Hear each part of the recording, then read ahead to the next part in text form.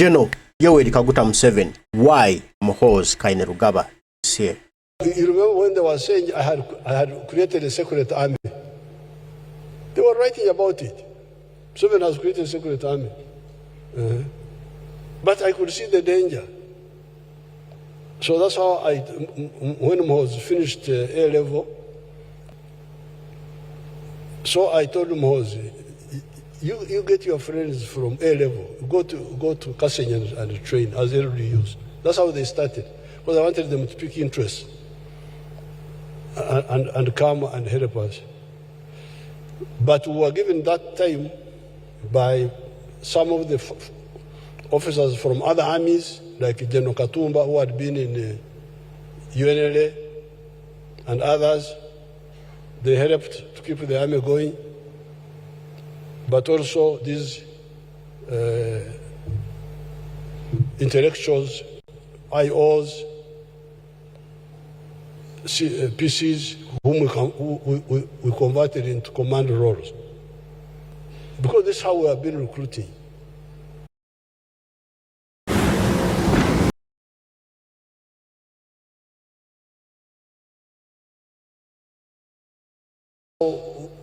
We recruited, we worked with, networked with the Kategayas, who were my group, then worked with the Nabderes, who were older than us, and Changomacho, and Vidan Sari, and Kintum Musoki. We always go in groups. Then below us, we had the Amama Mbabazi and Otafire and those groups. Then below them, like the Ivans. This is how we always build the link with the new generations. It is this ideological menu that we are serving our trainees in the Fronosa camps in the 1970s. At that time, our recruits were mainly peasants or secondary school leavers. These are the people we trained at Montepuez in Mozambique in 1976-78. However, following our crossing the Kagera River, along with the Tanzanian army on the 11th of February, 1979, we started recruiting university graduates, such as El Tumwine and others that time. In addition to the school leavers, in the second half of 1981, the NRA had a fresh intake of new university graduates around Tumukunde Henry, Kasura, people like Sande Mukuru, Bario Barije, Ndebarema. What happened to Ndebarema? Was he not a university graduate?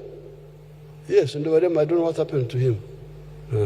So, this is the group we are talking about now. They came, because I left to go to look for arms on the 6th of June, 1981. I came, they had not come. These people had not come. But when I came back on the 8th of December, they had come. This group of Aronda, that group had come. On account of education and ability to write and read, this was a very big addition, because many of our recruits were peasants. They could not read, they could not write, but they could pick a bunduki. But then we had a problem. Some of the jobs need reading, need writing. Moreover, writing in English, banange. So we are really stuck. On account of education and ability to write and read, they helped us to man the intelligence departments. Because intelligence, how will you have an intelligence department if you don't have records, if you don't write, if you don't read, if you only word of mouth, I saw, then no record you manage. To man the intelligence departments and being political commissars, because commissars also need reading, writing. The combat commanders were mainly the secondary school leavers and the peasants. Pecos Kutesa, like if you take the group which attacked Kampala, they had groups who were calling battalions, but actually they were brigades.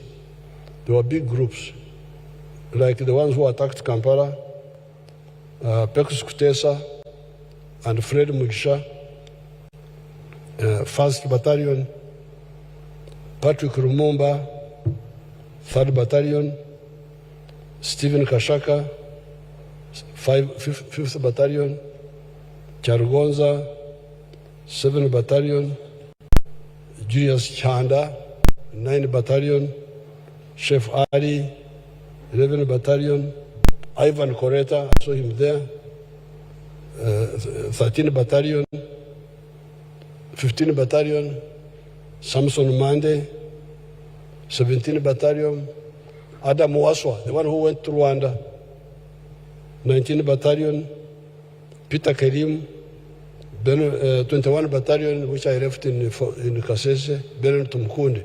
None of this was a university graduate.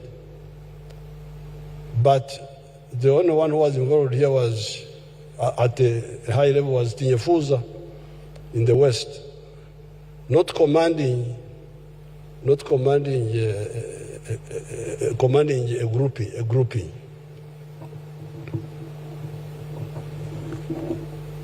These were the commanders of the brigades that assaulted Kampala starting on the 17th of January. The only university graduate in command that time was Tinyefuza on the western axis, commanding forces that included the 19th Battalion or Brigade of Peter Kerim at Viso. The graduates were jokingly called intellectuals. There was some tension between the graduates and the other people. They were jokingly called intellectuals. Those intellectuals, on account of better discipline, because they were more disciplined, more disciplined, came to save the army.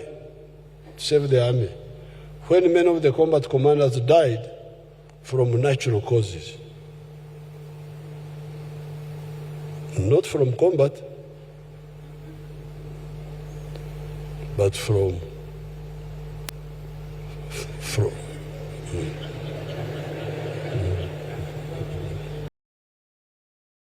Here's how to never have to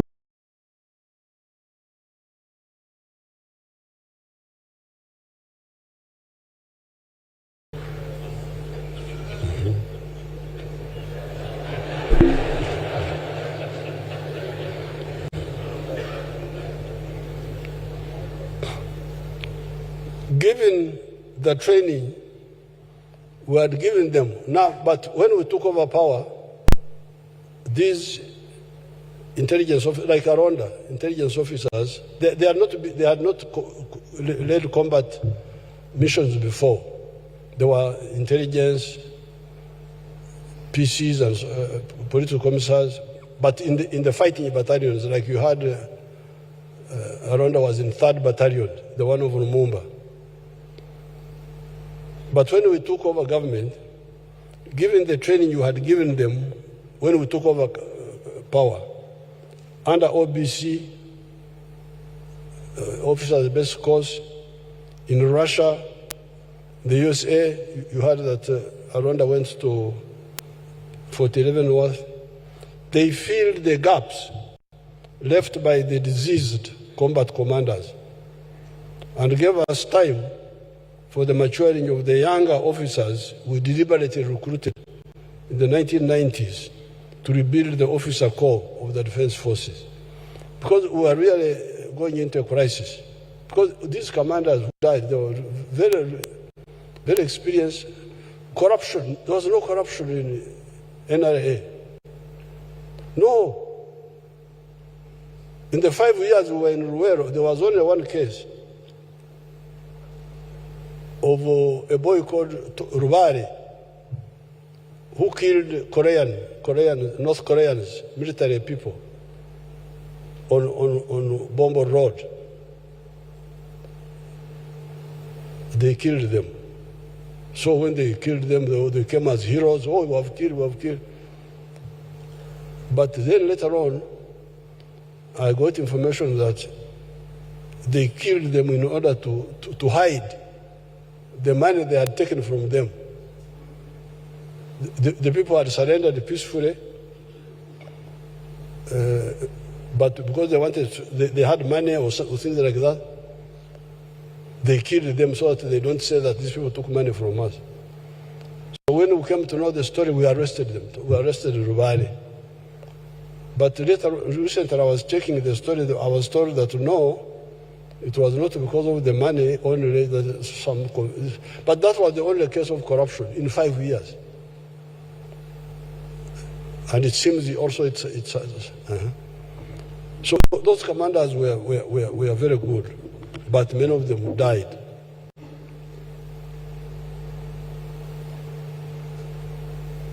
So, but these intellectuals came in because for them they had a better discipline to take command as we train. So is it possible that somebody killed those commanders who are good to bring in new commanders who are submissive, bring in commanders who don't know what went on, bring in commanders who will just be yes, yes, sir, who will not challenge the status quo, who will not challenge General Museveni? Is it a possibility? Trained the newer people like this, the CDF now, General Muhoozi, many others. That group of General Muhoozi, are there somewhere here? Who are here now? Stand up and we see you.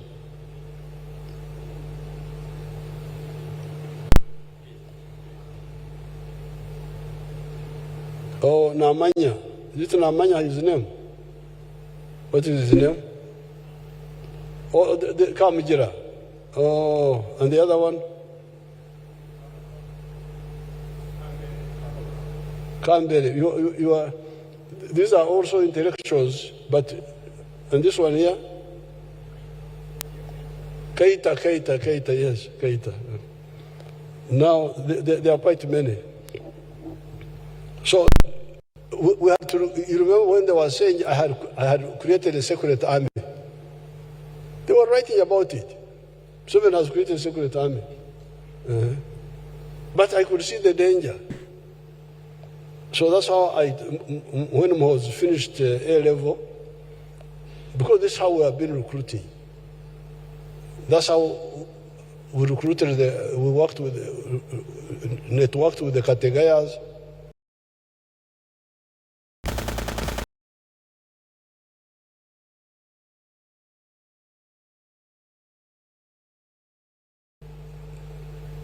Who were my group, then worked with the Nabuderes, who were older than us, and Changomacho, and Evidana Sari, and Kinto Musoki. We always go in groups. Then below us, we had the Amama Mbabazi, and Otafire, and those groups. Then below them, like the Ivans. This is how we always build the link with the new generations. So I told Muhoozi, you get your friends from A level, go to Kasenya and train as LDUs. That's how they started, because I wanted them to pick interest and come and help us. But we were given that time by some of the officers from other armies, like General Katumba, who had been in UNLA, and others. They helped to keep the army going. But also these intellectuals, IOs, PCs, whom we converted into command roles. Aya basi. Mubitegedde? Munaddamu okubuuza. He came to help us.